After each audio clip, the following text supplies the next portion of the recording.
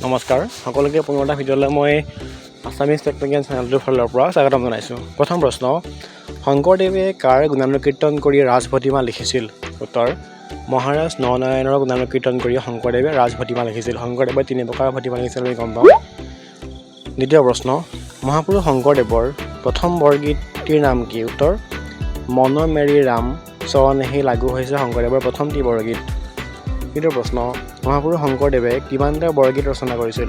উত্তৰ, প্ৰায় 12 কৰি অৰ্থাৎ 240টা বৰগীত শংকৰদেৱে ৰচনা কৰিছিল,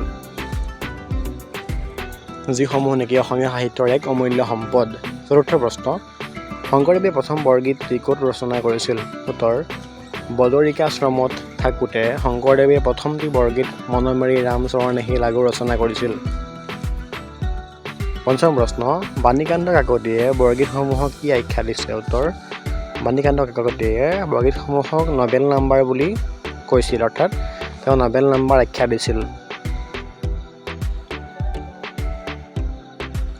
ষষ্ঠ প্ৰশ্ন, শংকৰদেৱৰ বৰগীতসমূহ আওৰাবলৈ নিওঁতে কোনে পুৰি নষ্ট কৰিছিল? উত্তৰ, কমলা গায়ন নামৰ এজন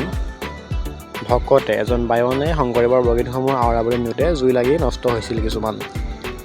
সপ্তম প্ৰশ্ন, শংকৰদেৱে ৰচনা কৰা বৰগীতৰ বৰ্তমান কিমানটা উপলব্ধ? উত্তৰ, বৰ্তমান কেৱল 34টা বৰগীতহে উপলব্ধ শংকৰদেৱে ৰচনা কৰা প্ৰায় 12 কৰি বৰগীতৰ ভিতৰত। অষ্টম প্ৰশ্ন, বৰগীতৰ ভাষা কি? আমি সকলোৱে জানো বৰগীতৰ ভাষা হৈছে ব্ৰজাৱলী।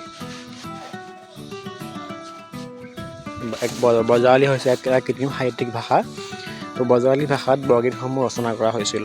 নৱম প্ৰশ্ন, কোনে বৰগীতসমূহক হলি চং আখ্যা দিছিল? উত্তৰ, দেৱেন্দ্ৰনাথ বেজবৰুৱাই বৰগীতসমূহক হলি চং বুলি আখ্যা দিছিল। দশম প্ৰশ্ন, শংকৰদেৱৰ প্ৰিয় শিষ্য কোন? আমি সকলোৱে জানো শংকৰদেৱৰ প্ৰিয় শিষ্য হৈছে মহাপুৰুষ মাধৱদেৱ। এনেধৰণৰ প্ৰশ্নসমূহ অহা দেখা যায়, গতিকে আমি ইয়াত কিছুমান নিৰ্বাচিত প্ৰশ্ন আলোচনা কৰাৰ বাবে বনাইছোঁ ভিডিঅ'টো। একাদশ প্ৰশ্ন, মাধৱদেৱৰ ক'ত জন্ম হৈছিল? উত্তৰ, লখিমপুৰৰ নাৰায়ণপুৰত মহাপুৰুষ মাধৱদেৱৰ জন্ম হৈছিল। দ্বাদশ প্ৰশ্ন, মাধৱদেৱৰ পিতৃ কোন? উত্তৰ, মাধৱদেৱৰ পিতৃৰ নাম হৈছে গোবিন্দগিৰি।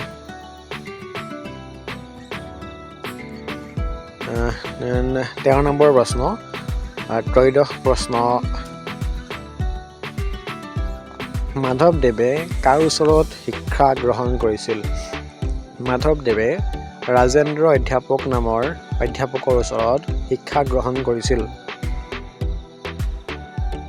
14 নম্বৰ প্ৰশ্ন, ৰাজসুই কাব্য কোনে ৰচনা কৰিছিল? উত্তৰ, মহাপুৰুষ মাধৱদেৱে ৰাজসুই কাব্য ৰচনা কৰিছিল। এখন বিখ্যাত কাব্য ৰাজসুই কাব্য। 15 নম্বৰ প্ৰশ্ন, মাধৱদেৱৰ সাহিত্যিক জীৱনৰ কীৰ্তিস্তম্ভ কি? উত্তৰ, নামঘোষা। নামঘোষা হৈছে মাধৱদেৱৰ সাহিত্যিক জীৱনৰ কীৰ্তিস্তম্ভ। যেনেদৰে শংকৰদেৱৰ সাহিত্যিক জীৱনৰ কীৰ্তিস্তম্ভ কীৰ্তনঘোষা, তেনেদৰে মাধৱদেৱৰ হৈছে নামঘোষা। 16 নম্বৰ প্ৰশ্ন, নামঘোষাত কিমানটা ঘোষা আছে?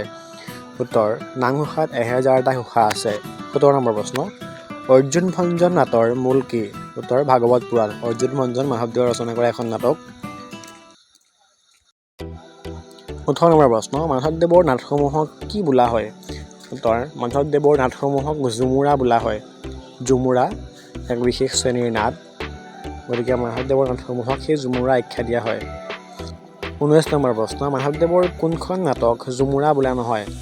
উত্তৰ, অৰ্জুন ভঞ্জন নাটখনক ঝুমুৰা বোলা নহয়। অৰ্জুন ভঞ্জনৰ বাহিৰে বাকীসমূহ মাধৱদেৱৰ নাটক ঝুমুৰা বুলি কোৱা হয়। 20 নম্বৰ প্ৰশ্ন অৰ্থাৎ অন্তিমটো প্ৰশ্ন, ভূষণ হৰণ কাৰ ৰচনা? ভূষণ হৰণ মহাপুৰুষ মাধৱদেৱৰ ৰচনা। ধন্যবাদ। সকলোৱে ভিডিঅ'বোৰ শ্বেয়াৰ আৰু চেনেলটোলৈ ছাবস্ক্ৰাইব কৰিব।